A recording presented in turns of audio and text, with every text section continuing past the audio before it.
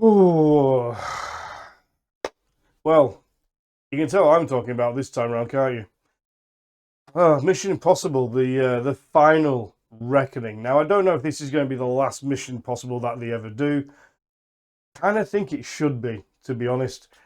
Um, Before I go into it, huge thank you to everyone who has subscribed to the channel. I really, really appreciate it.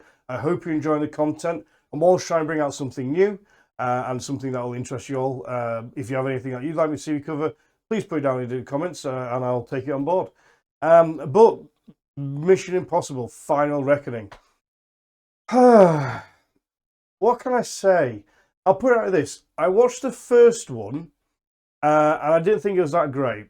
And then I rewatched it at home on my 130-inch projector screen, and I actually really enjoyed it. I've now watched this one, and I felt the same again.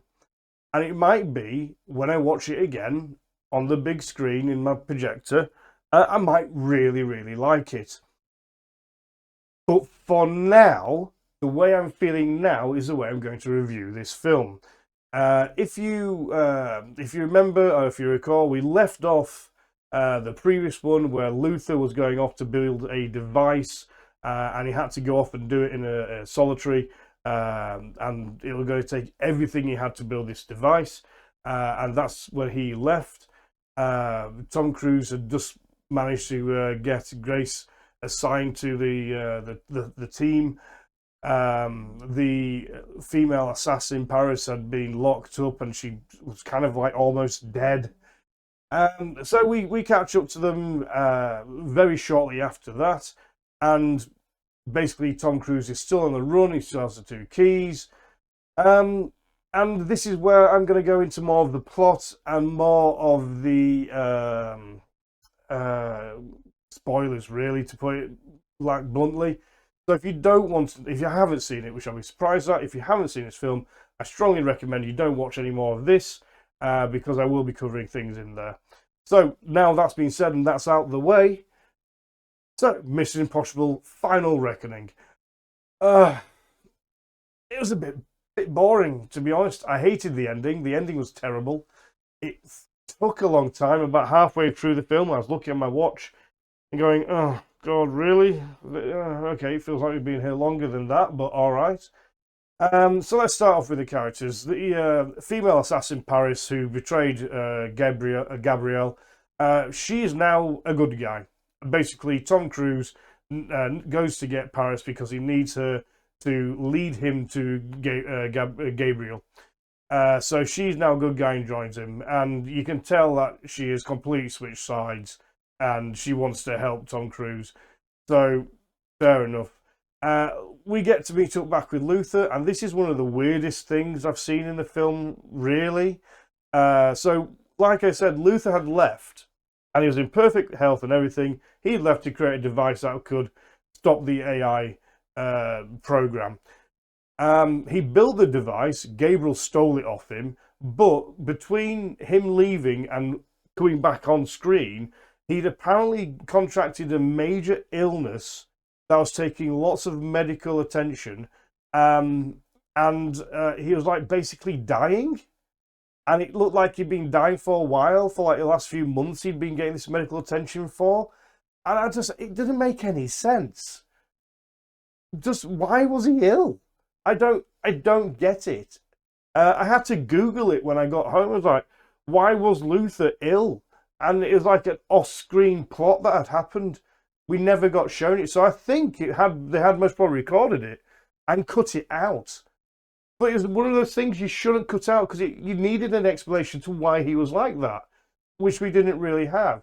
But basically, he's locked behind bars with this gigantic bomb. Tom Cruise runs after him because he's been told that he's going to lose somebody he cares about. He runs after Luther, finds Luther in the cage. He can't get Luther out of the cage. And Luther's like, look, you need to go where you need to go and be there. I need to be here. This is where I need to be. And I'm happy with that. I can live with that. Ironically, only for maybe a couple of minutes because he's about to die. And then he blows up and that's it. Luther's gone. And I'll be honest, I was quite disappointed. I actually really liked Luther. Out of all the films that we've had from Mission Impossible, Luther is most probably one of my most favourite characters that's consistently been through the films, and it's a real shame he's now gone. But he's not going to come back again. It's not like Star Wars where people don't really die. He's dead. He's not coming back. Tom Cruise, I don't think he should do another one. I'll be honest. His face has changed quite a lot and quite dramatically from a few years ago, and it's a little weird. I think Tom Cruise's time on Mission Impossible is now at an end, and I think he should retire from the franchise, to be honest. I'm not trying to throw any hate at Tom Cruise. I like Tom Cruise, but clearly he's at the end of these action type of roles, in my personal opinion. If you feel he can do a few more, then hey, why not?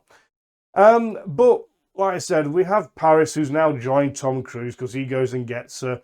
We have Grace, who's now fully on the side of righteous with Tom Cruise. And basically, their plan is they need to get the key and they need to get to the sub to unlock something there so that they can then capture the AI. They need to find the location of it. So Grace and Paris and the couple of the ones, they all go to the Antarctic or the South Pole or the North Pole. They go, I think it's the Antarctic, to check out the listening stations to find out where this ping happened. And we get a blast from a past character from one of the old Mission Impossibles where it was the director of MI5 or something, and the knife hit the table, and he'd been sent off to Alaska. He was there, and it was kind of cool seeing him. He had no hard feelings, which was kind of cool. He was kind of like chilled out guy. He got married to an Inuit, I think, when he was there, and he remembered the location. And yeah, they get the location. Tom Cruise finally gets captured by his own government. The president lets him go.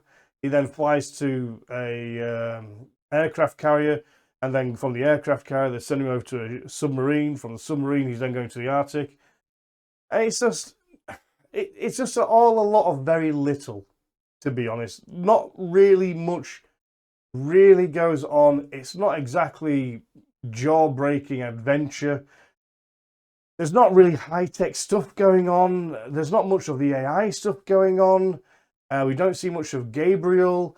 It's just very much following Tom Cruise and following his team to get the information they need so that they can give it to him. He's going to basically die in the Antarctic under the ice and then get brought back by Grace and the team so that then he can carry on to destroy the AI. At the end, the device that Luther created, Gabriel stole. So Tom Cruise is now after Gabriel again to get this device so they can complete the first part of capturing the AI. They have this USB stick that's like insane, has like this insane volume of memory, and basically they put in a device and they're going to trick the AI to go into the USB stick rather onto the full wide web. And yeah, it's not particularly great. I think, for me personally, the film would have been a lot better if they'd taken Final Reckoning and the first one and just put them together, made it 3 hours long, and took out a lot of the boring stuff and just put all the action in and just did a 3-hour film. Just one 3-hour film would have been a lot better. Clearly, this was a money grab. Right from the get-go, everybody said it was a money grab. It was done specifically to make as much money as they can. And I think this maybe have actually hurt them. I think if they did one amazing, incredible 3-hour film, start to finish, the most probably would have made more than what they've done over the whole 2 films that they've done together. And they would have actually saved money because it would have been one budget. The biggest problem for me with the Final Reckoning is it felt like the first half of Final Reckoning had been planned out and they knew exactly what they were doing and they were following the script and everything was fine. And then it feels about halfway that they run out of ideas. They weren't sure what they needed to do. They knew they had to finish the film. It seems like they had the budget. It seems like the budget had got a lot smaller, or they're running out of the budget, and they're running out of time. So they just shoved something together that ended the film and completed it as fast as they could, and then just chucked it out to the cinemas. That's how it felt. The very end main scene with Tom Cruise and Gabriel, they're in biplanes and they're just chasing each other in biplanes for Tom Cruise to try and grab this thing off him. And I'll be honest, it was really boring. It was really, really dull. I was just so bored watching these two biplanes chase each other. I mean, the biplanes are slow and old and, you know, and I'm sure I've seen the exact same thing before, either in another film or in actually another Mission Impossible. I'm sure I've seen it in a Mission Impossible before. I'm 99% sure I've seen Tom Cruise on a biplane before. I just felt like we're just rehashing old material and just doing it in a different way. And it's boring. I was really checked out. But the final act of this film was just so dull and so by the numbers. I was really, really bored. I was actually, at one point, I thought, you know, shall I leave? But I didn't. I stayed. But yeah, if I was going to give this out a 10, ooh, I'll be honest, I'd give it about a 4 out of 10. Not a great film. I might rewatch it in a few years. I might watch the first one and then watch the second one again in a few years' time, and I most probably will enjoy it more that way. But for me personally, it was a 4. It lost about halfway through. After that halfway point, it just lost all steam, all originality, all excitement. It just all went down the hill, and it would have been better if they spent more time just combining the two into one big great film with a really good ending. I mean, I would have much rather see Tom Cruise having a really good fight with Gabriel, rather than them being on a couple of biplanes. It was really boring. I had no interest in it at all at that point.